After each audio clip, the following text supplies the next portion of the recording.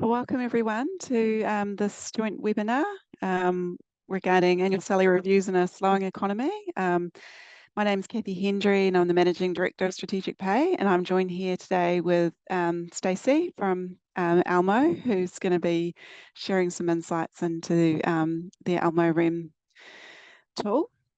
So just a few minutes of just a few housekeeping things. Sorry, I can hear my microphone's a bit close. We're obviously recording this webinar, so for those of you who maybe don't catch it all, we've got that available at the end. We'll be sharing slides at the end along with the recording. And you've also got the Q&A function. So at the end, we're going to finish a bit earlier, opportunity to ask questions of myself or Stacey. So please use that Q&A function for any questions that pop up, and we'll cover those at the end. All right, I will get underway. So what are we going to cover today? So we're going to be looking a little bit at the context around your annual salary review, and really for us, it's thinking about what's changed, what needs to change, and what shouldn't change as part of the sort of salary review process.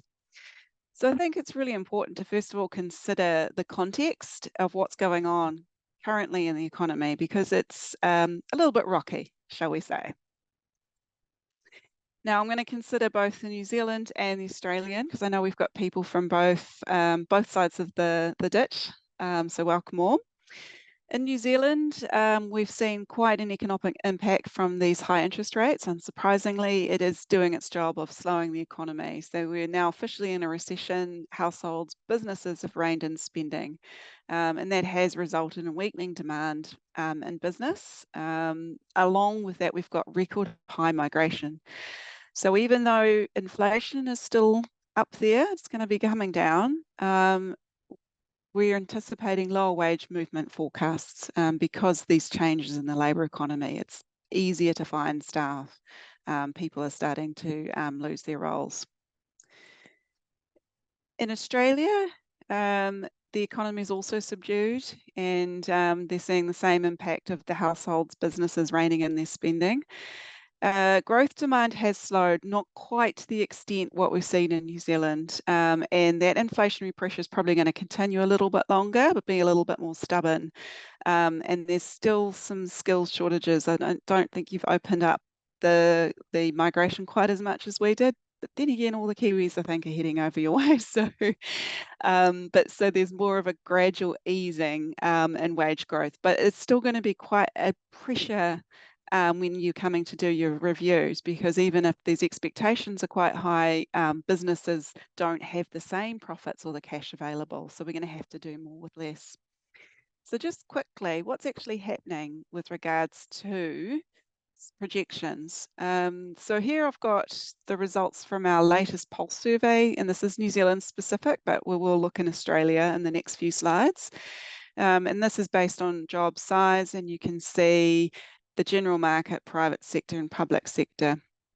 So what we're seeing now is the public sector is a lot more subdued, but we are seeing wage movements or projections definitely lower than what they've been.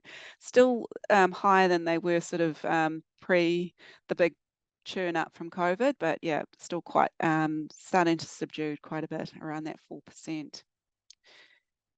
This is a slightly different lens. So this is courtesy of the Elmo HR industry survey. So what we hear now is looking, instead of job size, we're now looking at org size, so different orgs. And it's it's including private, public sector.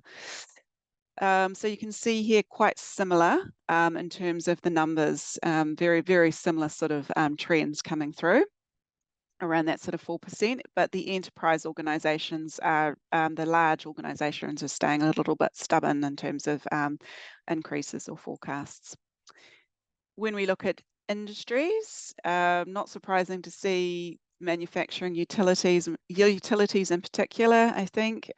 We've seen that in our recent asset management utility survey that came out, still some quite high increases coming through. but we are seeing some changes and definitely a lot more subdued than last year. Now, if you look across what's happening, this is again looking in New Zealand lens, but this is it's quite interesting to see the timeline of how the increases actually looked over the sort of period. And you can see March 20, when we first went into lockdown, where the increases were at, and then the sudden dip down in March 21, heading back up again when it got all a bit crazy, and now we're starting to see the trend heading back down again. In both instances, private sector moved first.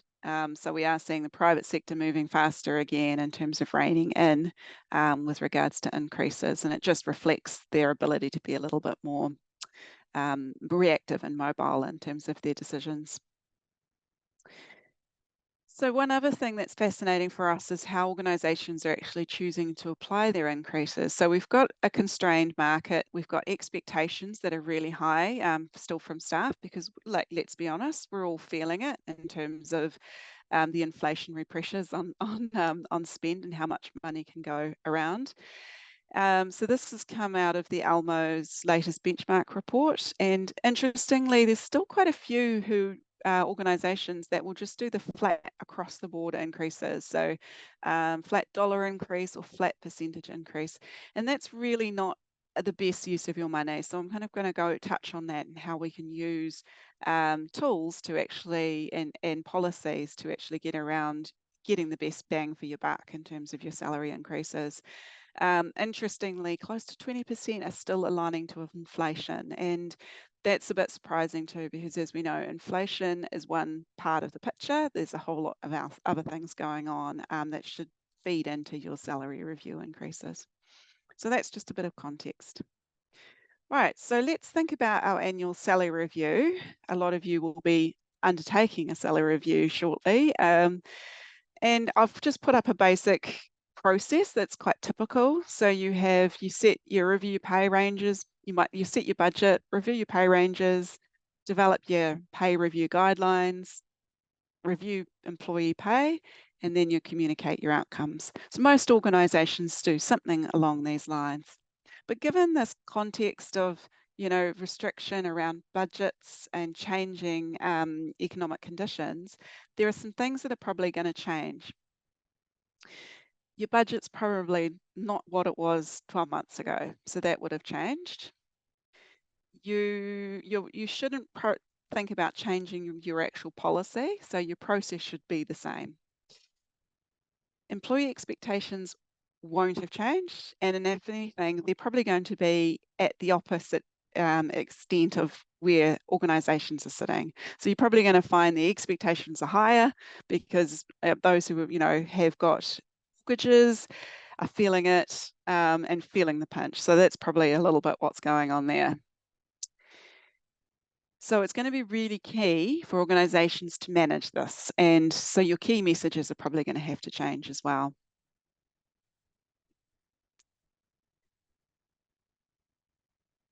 The approach is going to need to change too. When we come to thinking about your approach and how you go about doing an annual salary review, there are three main approaches. And we've got people-centric, which is typically widespread. Then there's the money-centric, which is reasonably widespread. And then we've got business-centric, which is uncommon. So I'm just going to explain the three and why we think one will probably be better in this situation over the others. So the first thing is your people-centric REM system. For a people-centric REM system, you're thinking around what the employee wants and needs, how each person has performed, and then that flows into how much money you think you can give, and then you end up looking at your total budget. So essentially you start with what you'd like to give in terms of an increase, and then you see if you've got the money to actually apply those increases. So this works pretty good in good times, and staff expectations are generally met. It is a kind of a money second system in that you're first looking at performance and how people have gone and how you would like to apply increases, but then you consider what your budget is later. So that can be a bit of an issue if your money is not available.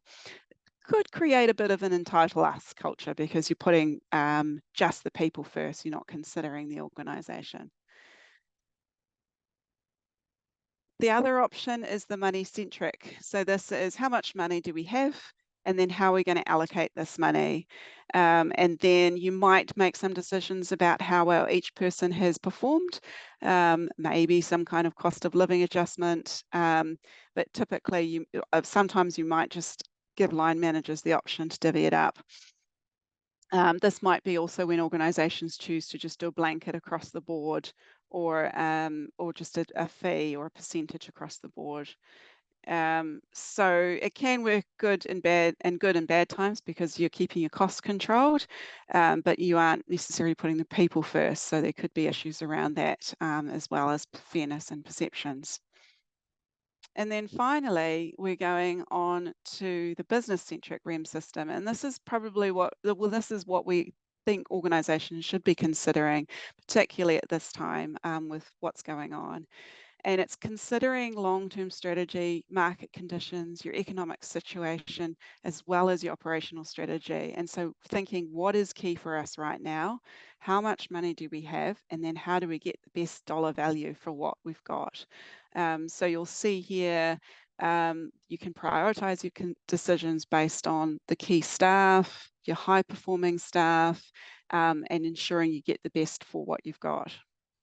So this does link to your strategy as close as possible, which I think organisations often forget around the REM review time. And it's a really good process, and that it can work in good and bad times. So it's thinking about that prioritisation.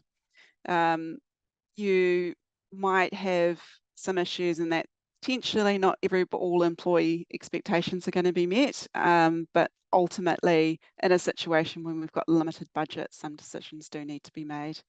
So that's the sort of three options that you could consider. So how would we actually execute on something like this? And typically REM professionals recommend something along the lines of what we call a reward matrix. And technology can be used to support this. I'm going to actually be handing over to Stacey shortly to show how you could actually do this using something like the Elmo REM system. So one option is to do a non-performance based, and that's taking a look at where people are sitting in terms of position and range, and giving them an increase based on where they're sitting, so that those who are lower in the range get a bigger increase. This is if you're not linking performance. If you're going to be linking performance, which again is our preference, you're going to be looking at the performance level. First of all, you consider where they're sitting in the range, and then you might take a look at, you'll look at their performance level, and then that is ultimately going to determine what increase that you would give. This is an example matrix. It would depend on what your budget's available, and while it might look like some people are going to get some really large increases, depending on where your staff are sitting and the performance outcomes, you can still keep really nicely within budget. So how are we looking in terms of time? All right, so if you're going through this process, the other thing that you do need to manage is employee expectations. So when you run through a process like this, managing employee expectations right at the beginning, communicating what their outcomes is really going to support the whole process. So they're going to expect, probably most staff are going to be wanting increases to match their shortfall. So really important early on to be communicating if that's not going to be possible for your organisation, how you're prioritising what decisions you're going to make, and then making sure that you are actually looking at people who you're taking care of your good performers, and thinking about these things about fairness as relevant, relative, etc. So making good business decisions, and why you're making these decisions to support organisations. And I think the other thing that you really need to ensure is to only really to reinforce targeting and highlighting excellent performance. So take care of those people who are really, really high performers, because those are the people you want to hang on to in tricky times, and they're going to help you in the future. So really tighten up on your performance process to ensure that they're taken care of, and the poor performers are managed appropriately. One of the things that we do get in terms of pushback with regards to if you're distributing pay that's lower than expectations is that morale might suffer. And I think it's really important to remember that if you don't have the budget to apply big increases this year, that pay is not a magic bullet. So yes, you need to ensure that you're paying fairly and you're paying market rates, but think what else can you be doing to take care of your staff and support them if you're going through difficult times.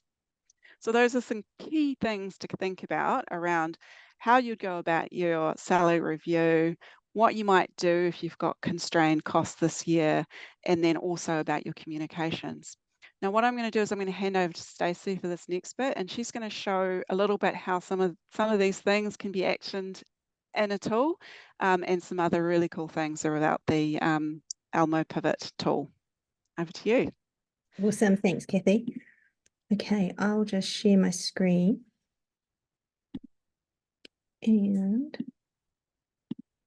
so there's been a couple of questions around the matrix that Cathy showed, and that's going to be what I really focus on this morning.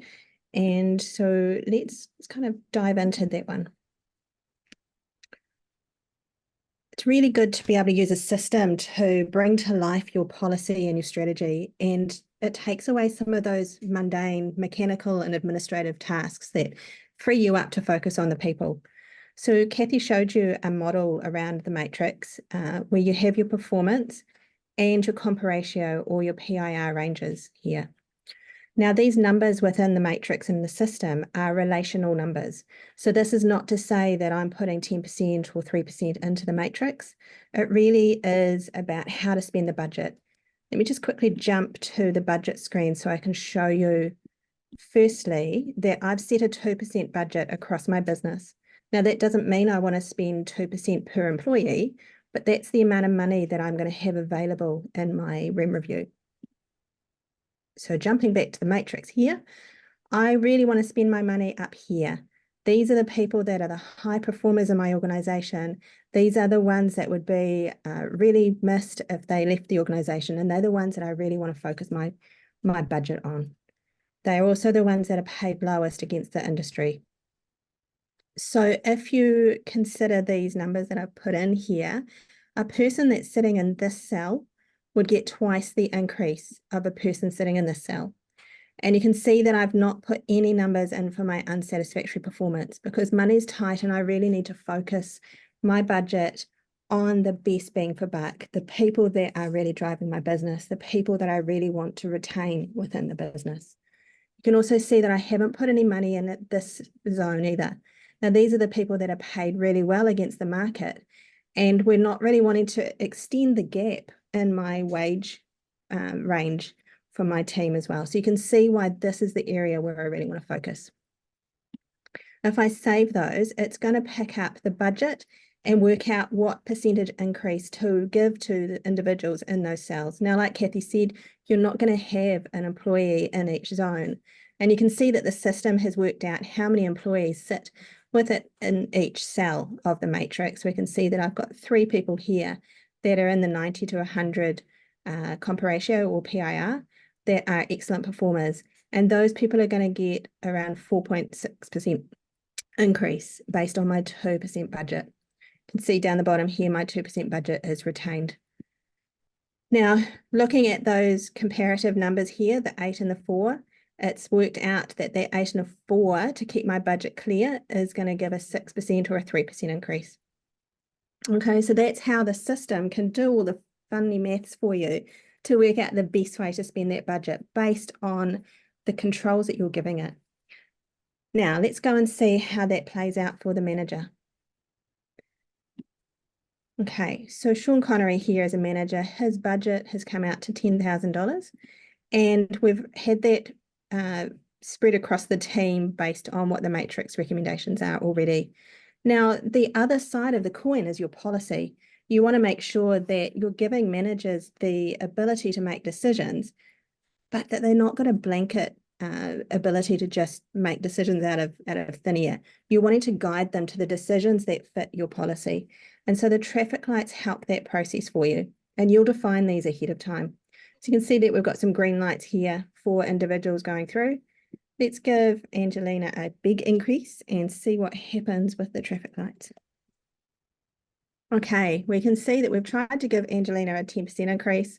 She has now got a traffic light, and it's telling me that it's higher than our policy of a maximum of 9% increase.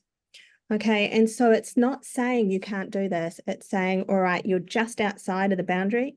You can put this through, but you need to put in a business case for this. And so you can give managers that ability to rationale and push forward the recommendations that they want within their budget and within that framework. As with any good traffic light system, there is a red light as well. So let's give Angelina a $46,000 new pick stream. You can see again here a red light. Now the thing with a red light is you've hit the wall, and we're not going to let you go any further than this. The system will actually not even let you submit while you have a red light or an dealt with orange light in your system. All right, let's fix Ange up. We'll go with a 5% increase. We'll see that we're still a little bit overspent on our budget. We want to make sure Angela gets her 5% increase. We might hold a couple of others and trim the rest down, still using the matrix to determine the slight pulling back of a little bit of money across the team. So you can see here that now I've got my budget spent. My individuals are all getting increases. Now I need to kind of think about, okay, what does that do for my gender pay gap? So this is the other thing that we hear a lot about at the moment, especially with WGEA in Australia and agencies in New Zealand really starting to put the spotlight on this. So within the tool, we've developed a report that shows you your gender pay gap. I'm just going to have to move faces out of the way. There we go, so that I can see this is the one I want, and I'm going to run it to PDF. Now we've set it so that you can choose any number of fields to run your report by. I just run this one now. And my report is up and ready to go. So the key thing it's telling me is that at the current position that I was at the start of the review, I had a 26% pay gap across my organisation. With the changes that I've made through my REM review, I've reduced that to 23.84. And so this can be another tool that's there in the manager's toolkit and in your own as well as an administrator to see how are we moving the gender pay gap with the solution. You must remembering that this tool is agnostic, and so it's not looking at gender specifically.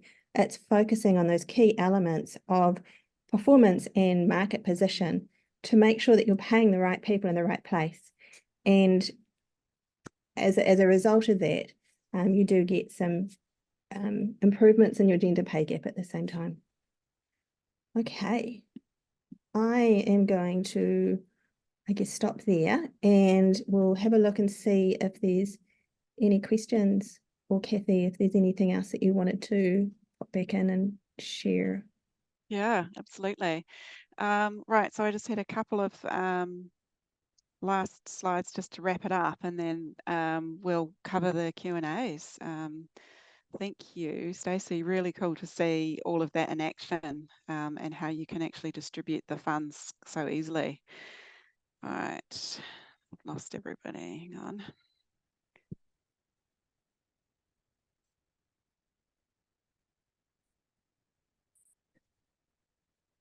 Right, so I'll share my screen again.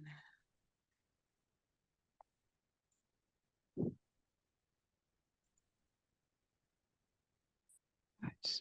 Sorry guys, a little bit clunky. Okay, so just to sort of key takeaways is to remember thinking about what your budget is and how you approach, and then what your key messages are. So communicate often. Take your employees on the journey. If you are struggling a bit from a budget perspective, let them know and let what decisions are being made. Really target and prioritize your increases. Right now, across the board increases are not a good way and not an efficient way to share what any budget you have for increases. And yeah, like I said, using a tool rather than just leaving up to managers to make calls without the right information available, and really try and manage those employee expectations. Okay, shall we go on to, I'll stop sharing and I'll go on to the Q&A. So we got loads of questions, which is great. Need to start right at most recent. Okay. All right, so we've got a question. In our view, the adjustments in the New Zealand health sector are formed by pay equity settlements and how that might flow on to other occupations or job sizes. Yes, there's no doubt that some of these big pay equity settlements are going to have an impact on the flow on. We saw that in the not-for-profit sector when the health sector, the care workers, and we did see other roles actually make quite a difference there. So I think we will see that flowing through, and we've also sort of seen some of the bigger pay settlements that came through the public sector have sort of fed into the lower wage movement. It's hard to say how much they're going to impact, but what we are starting to see with pay increases coming through is it's at that lower end, which is the intention of those pay equity settlements, is to try and address inequity down there. Hope that sort of answered that question.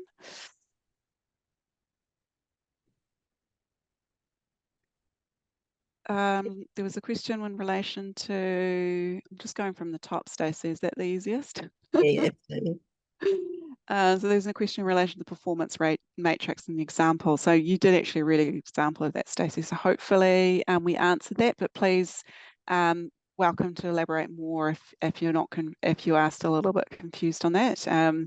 But it is that concept of targeting, as Stacey pointed out, targeting your increases on people who are low in the range, high performers, and not giving increases to people who are high in the range and maybe not performing. So you get quite a few around the zones. So there was a question about if people are getting twice the increase, do you need to be transparent about that? And then the growing view about transparent pay versus keeping confidential. I think that's quite a really good question. Pay transparency is actually an interesting one in that it's a really broad topic. And when we say pay transparency, what do we mean?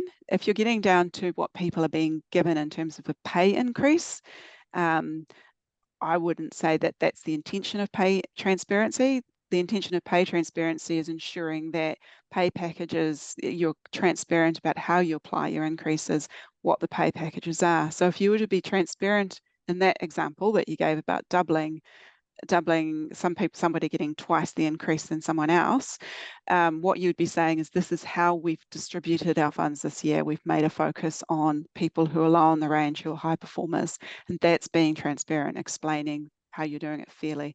Really important to be fair and consistent in terms of how you do it, so making sure your performance and your pay is really considered.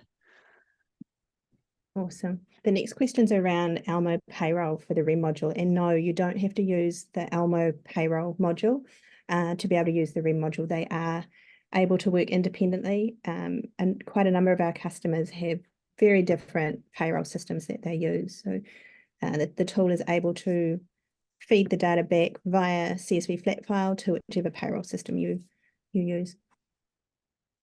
There's another question for you, Stacey, around the pay gap report you shared. Awesome. Yes, so that pay gap report uses the same formula that WGEA used. The difference being that WGEA look for ordinary earnings when they calculate it officially.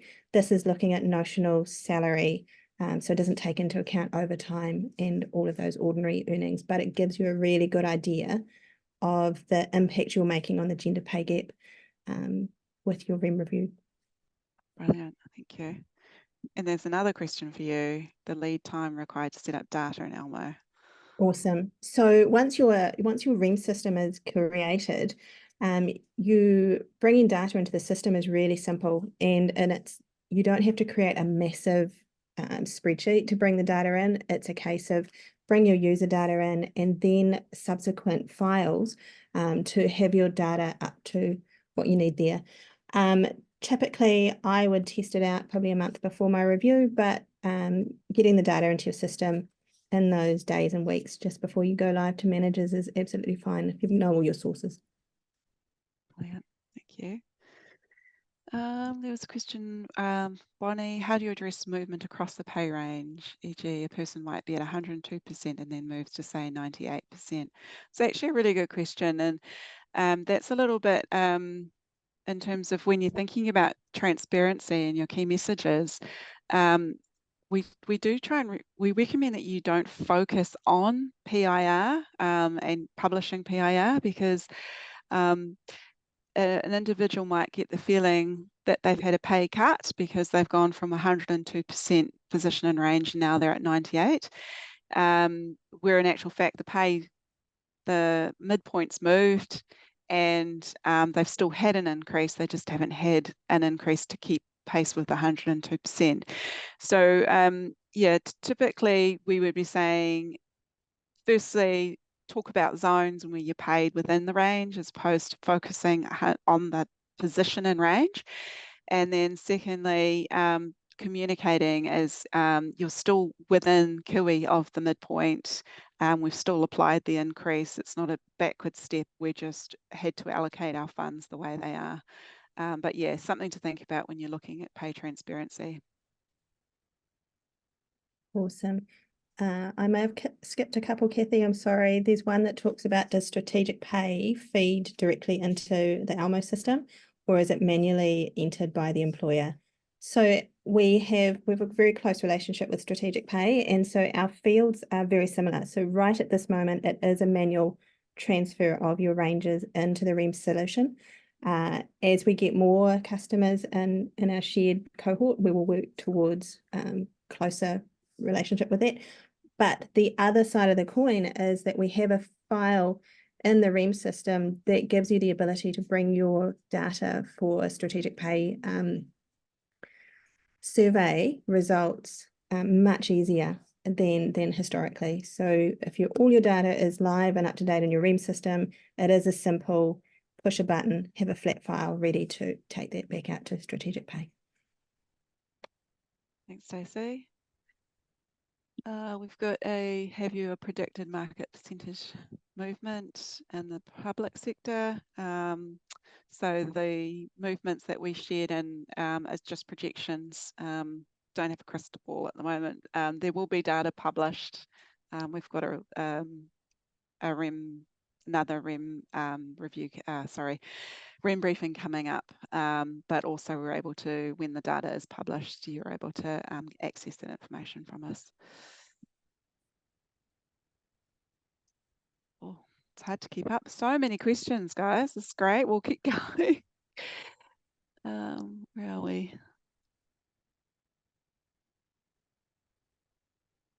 Are you going? Oh, okay. I'll go from the top. Gone back to the top again, Stacey. Yeah. Is it the easiest? Do you have any thoughts around how companies should leverage ESOPs in their strategy? So employee share options, I'm guessing is what you mean there. In their pay strategies? Well, look, absolutely. If you've got the ability to have the options of shares, that should be part of your strategy. And I would be saying you're considering it part of your broader total remuneration package and how you would distribute it. So don't forget, if you've got that option, do consider it. But I wouldn't be using that aspect in terms of your pay increases. It needs to feed into it in terms of your overall total REM and how you align to market. So really important to consider that aspect.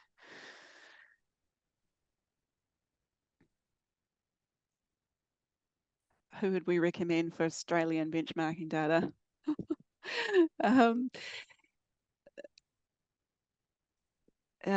Maybe we'll take that offline. Yeah. What are your thoughts on delinking pay and performance? Quite opposite to what you are recommending in the presentation. So I did give an option for if you were to delink performance and pay. So you would just use a standard matrix and you would only give increases based on the position and range. I think what's really important about that is that you shouldn't give any increases to poor performers. So if somebody's on a poor performance process, then they shouldn't be included in that matrix. But yes, you can. It's possible to delink it. I know that it comes in and out, the whole linking and delinking. I'm still a real fan of it being linked. But you know, that's me. Everyone's entitled to their own opinion, but I see it as being really key. It is an interesting one, and we've seen with our customers that when we are in a delink framework, you know, that they kind of go, oh, how am I going to measure employee A against employee B, and end up with a secret performance process in the background. So it is one to watch, that if you have a delink process, it does make it harder to work out the best bang for buck in your organisation. Yeah, no, good call. Okay, always hard to communicate to the team when times are tight and you have limited budget. And I recommend regular comms, being transparent. How do you manage when employees think they're top performers, but they're not your keepers and they're given 3% instead of 6%? Well, I think that you've probably managed them in that regard because they are getting the message through their pay increase that while they might think they're a superstar, you've given them a lower increase. And that probably is a part of the benefit around targeting your increases on those that are your superstars. So that's probably a good example of why it works. Yeah, I agree. And the other side of the coin is making sure you're having those conversations early, and it's part of your performance conversation to let a person understand not the percentages that are going to be available to them, but where they sit performance wise, and what they need to do to be considered a higher performer. You know, being really clear around the expectations and the needs that they need for the role. So that they can really push into that space. I guess the other thing is you could maybe communicate that we have a 2% budget across the organisation. You're not saying that you're getting 3% or 6%. Either of those is above the budgeted 2%. Yeah. There's a question, is payroll able to be linked yet to REM? Okay, so right at the moment, payroll, no, is not linked to REM. We do a CSV flat file out from REM to payroll. Our focus at the moment for integration is data into REM. Once we've got that nicely fattened out, then we will start looking to the end of cycle and out modes. Stacey?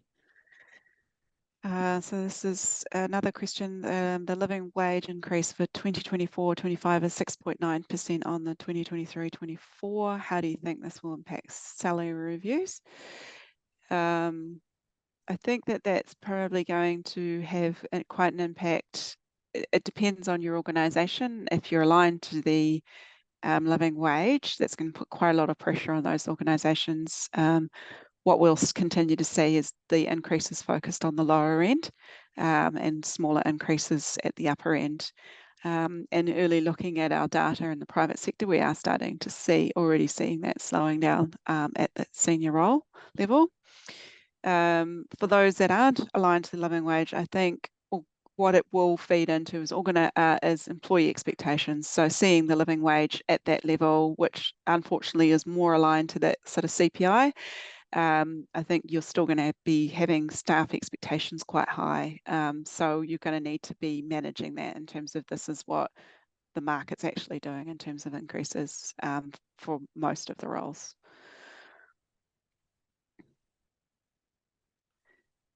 We've got a question, what sources can you use to determine position and range when your industry benchmarking data is limited?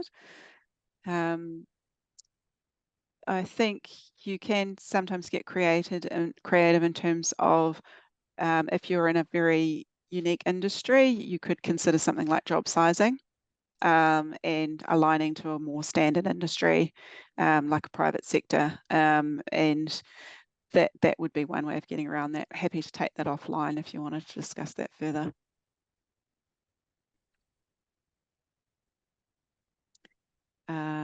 And then somebody just said, just on what I was saying, what if you use PAR as part of your development strategy? The PIR question again. How do you wind back? Yes, how do you wind back? Sorry, I need to read this out. So somebody just said, if you use position and range as part of your strategy and you communicate that to staff, how do you wind it back? If you've always communicated position and range, that's challenging, yes. So it is possible to wind back communications, and I'd recommend trying to talk about zones. We're not going to focus on position range anymore. We're going to start talking about zones, and you're in the high performance zone or in the competence zone. And so you're sort of still talking about where they're sitting in the position, but not on percentages. So that would be my recommendation.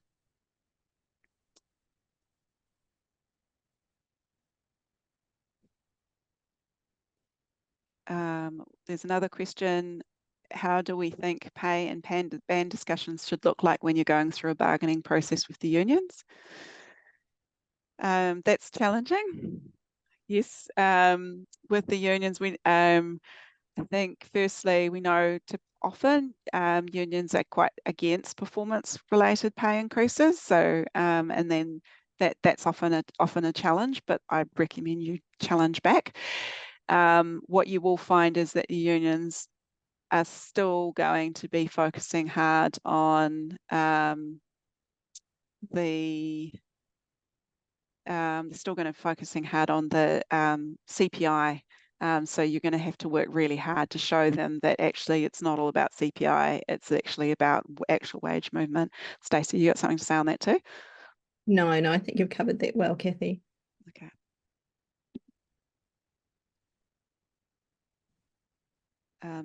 Somebody's asked if we have a market rate for a company vehicle with full personal use.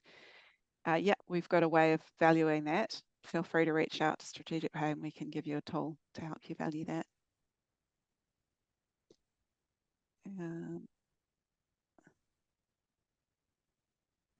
Are there implications for a company that only considers performance at this year's REM round given the climate? Would the recommendation to adopt this approach to REM reviews going forward?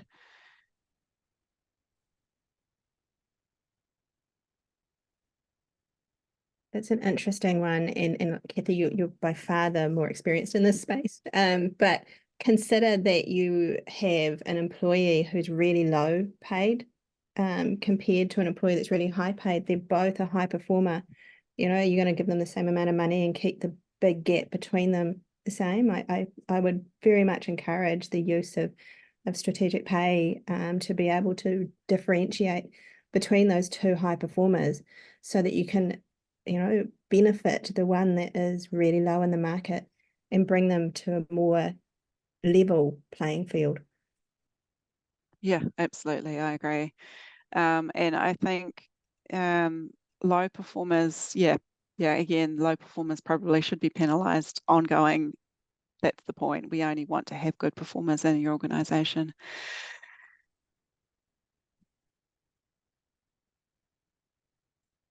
I've got a question. If minimum wage was a 2% increase, so we see private sector wages to be under 3% for the year, what are your thoughts?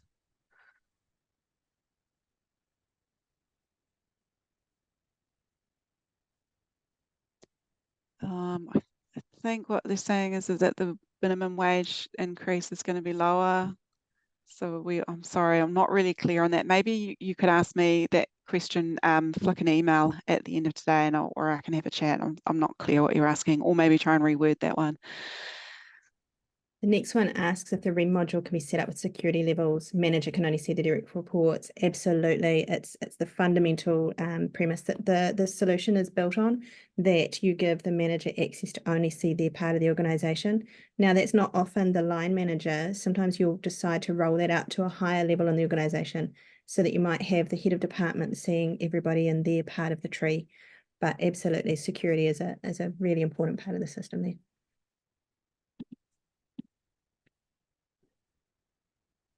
Does the REM module provide the ability to review employees' pay against award rates for hours worked, including overtime, to ensure compliance with award? I guess the REM system is designed for mostly individual agreement rather than collective or award rates. And so while some companies do manage those hourly paid or award paid employees through the system, it is far more beneficial to the individual agreement, you know, one-on-one side of the coin with it. Thank you. So somebody asked what data to use for benchmarking. Strategic pay. We have the most comprehensive data in New Zealand, so please reach out to us. In terms of Australian, Elmo does have a partner, I was just remembering, in Australia as well. So PwC, is that right? Yeah. So that's an option, but there's lots of REM providers in Australia as well. And that has us at the end of the questions. So thank you very much for all your amazing questions. They have been very good. Right about now, we will put a survey out through the screen for you to give us some feedback on how useful this has been for you. How would you rate today's webinar? How helpful did you find the content? And based on this webinar, how likely would you be to recommend future Elmo hosted or strategic pay hosted webinars to colleagues? Really appreciate your time in filling out this quick survey. It's very helpful to us.